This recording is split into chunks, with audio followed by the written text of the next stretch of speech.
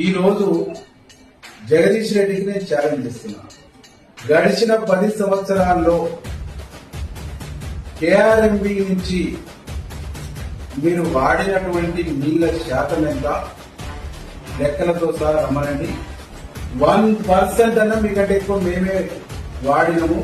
ఈ సత్యాన్ని మేము ప్రూవ్ చేయడానికి రెడీ. లెక్కలతో సహా వస్తాయి. ఇయర్ వైజ్ గా, సీజన్ వైజ్ గా, వానాకాలం సీజన్, ఆసిన్ సీజన్, ఏ సీజన్ లో ఎంతెంత వాటర్ వాడిన నాగార్జున సాగర్ ద్వారా నేను లెక్కలతో సహా వస్తాను.